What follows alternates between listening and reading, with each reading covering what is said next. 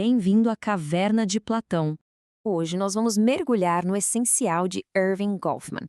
Ele foi, sem dúvida, um dos sociólogos mais perspicazes do século XX.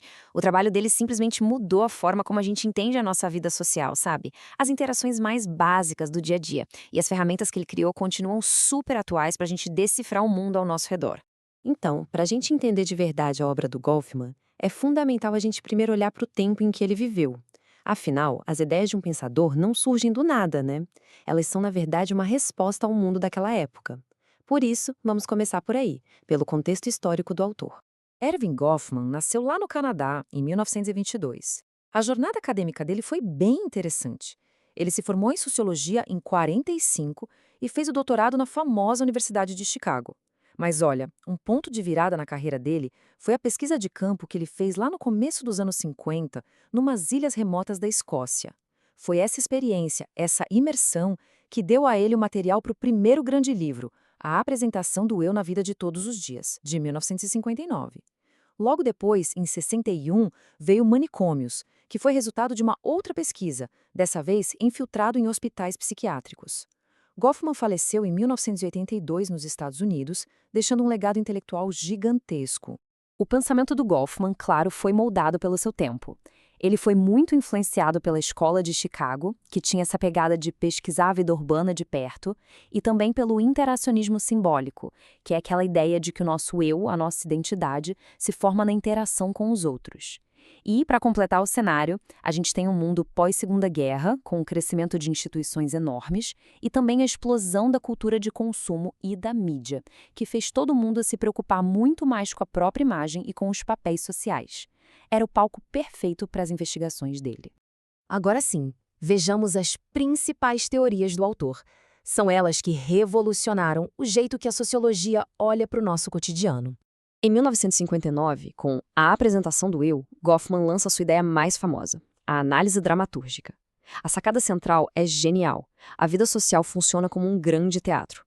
Nós somos os atores, e a gente está sempre num palco que ele chama de front stage, fazendo performances para passar uma determinada impressão para os outros. Mas também existe o backstage, os bastidores, que é onde a gente relaxa, tira a máscara e abandona o personagem, sabe? Toda interação social para ele é esse esforço constante para manter a nossa imagem. O próprio Goffman resumiu isso de forma perfeita. Ele disse, na obra de 1959, que no cotidiano, cada pessoa apresenta uma versão de si mesma aos outros como se fosse um ator diante de uma plateia, selecionando sinais para controlar a impressão produzida. É exatamente isso. 2 anos depois, em Manicômios, Goffman vai para um cenário bem diferente. Ele analisa o que chama de instituições totais. Pensa em lugares como prisões, conventos, hospitais psiquiátricos, locais que isolam as pessoas da sociedade e controlam cada detalhe da vida delas. Lá dentro, acontece um processo brutal que ele batizou de mortificação do self. Basicamente, a identidade que a pessoa tinha antes é destruída, despida através de rotinas, humilhações e da perda de tudo que era pessoal. Em sua análise de 1961, Goffman escreveu que a instituição total desmantela a identidade anterior do interno por meio de humilhações e rotinas padronizadas, de modo que o self precisa ser reconstruído dentro de um mundo social rigidamente definido. É uma análise, assim, muito poderosa sobre o poder das instituições sobre nós. Já em 1963, Goffman publica Estigma. Aqui, o foco em como as pessoas que têm alguma característica desvalorizada pela sociedade lidam com o que ele chama de identidade deteriorada. Esse estigma pode ser qualquer coisa, uma deficiência física, uma questão de saúde mental, pertencer a um grupo social discriminado. E o que ele faz é analisar as estratégias complexas que essas pessoas precisam usar o tempo todo para lidar com essa marca que as afasta do que a sociedade considera normal. A definição que o Goffman dá em 1963 é direta e muito forte. Estigma é qualquer atributo profundamente desacreditante que reduz a pessoa de alguém completo e normal a alguém marcado e diminuído aos olhos dos outros. Um pouco mais tarde, em 74, ele desenvolve a análise de enquadramento. Aqui a pergunta é ainda mais básica. Como é que a gente sabe o que está acontecendo em uma situação? A resposta dele é que nós usamos frames, ou enquadramentos. São como lentes ou molduras que a gente usa para organizar a realidade e dar sentido às coisas. Sem esses enquadramentos, que a gente compartilha socialmente, a vida seria um caos completo. Agora vamos dar um passo para trás e olhar para a obra toda. Porque se a gente parar para pensar, a análise do teatro, as instituições, o estigma, podem parecer temas bem diferentes, né? Mas na verdade todos eles estão conectados por um conceito central, uma espécie de chave mestra que une todo o pensamento do Goffman. E essa chave mestra é o que ele chamou de a ordem da interação. O que é isso? Bom, é o conjunto de todas as regras, rituais e expectativas que a gente nem percebe, mas que governam os nossos encontros cara a cara. Para ele, esse é um nível da realidade com leis próprias que faz com que a vida social flua com um mínimo de ordem e previsibilidade.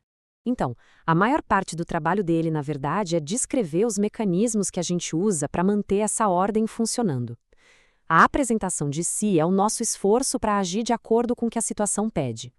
Os rituais de interação, como o esforço para salvar a nossa imagem e a dos outros, são como pequenos concertos que a gente faz quando algo dá errado. E a análise de enquadramento mostra como tudo isso depende da gente entender a situação da mesma forma. Por outro lado, conceitos como instituições totais e estigma mostram justamente o que acontece quando essa ordem é quebrada. As instituições totais impõem uma ordem nova, artificial, que ignora as regras do mundo aqui fora. E o estigma, por sua vez, bagunça a interação porque ele cria uma tensão que obriga todo mundo a um trabalho de gerenciamento que é constante e muito cansativo. O impacto do Goffman foi, assim, gigantesco e se espalhou por várias áreas. Vejamos as contribuições dele. A obra dele foi fundamental para a sociologia começar a levar a sério a vida cotidiana, mostrando como as grandes estruturas da sociedade aparecem nos nossos pequenos rituais do dia a dia. Na psicologia social, a ideia de gestão de impressão é central até hoje. Os estudos dele sobre instituições e estigma mudaram completamente a sociologia da saúde mental e da criminologia. A teoria dos frames influenciou demais os estudos de comunicação e mídia, e até nos estudos de gênero ele se tornou uma referência. E o mais incrível é que as aplicações concretas da obra dele são surpreendentemente atuais. Vamos pensar um pouco. Redes sociais, aquele cuidado que a gente tem para montar um perfil no Instagram ou no LinkedIn, o que é isso se não uma gestão de impressão online? É Goffman puro. A teoria do estigma é super importante para a gente entender a experiência de pessoas que lidam com questões de saúde mental, por exemplo. E na mídia, o conceito de enquadramento ou framing é usado o tempo todo para analisar como as notícias políticas são construídas para nos influenciar. As ideias dele estão mais vivas do que nunca.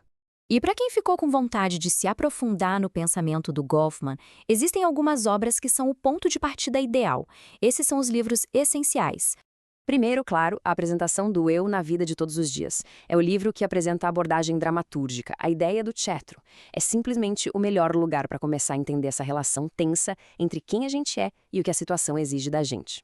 Em segundo lugar, Manicômio nos prisões de conventos. Essa é a análise definitiva sobre as instituições totais. É um livro de um impacto gigantesco que mistura pesquisa de campo detalhada com uma teoria muito sofisticada. Mudou para sempre a sociologia da saúde e a criminologia. E em terceiro, Estigma. É um livro curto, fácil de ler e muito, muito poderoso. Ele oferece uma teoria sobre essa tal identidade deteriorada que continua extremamente relevante para a gente discutir hoje as questões de diferença, preconceito e exclusão social. Obrigado por ter assistido. Se gostou do conteúdo, curta o vídeo e se inscreva no canal para mais vídeos como esse.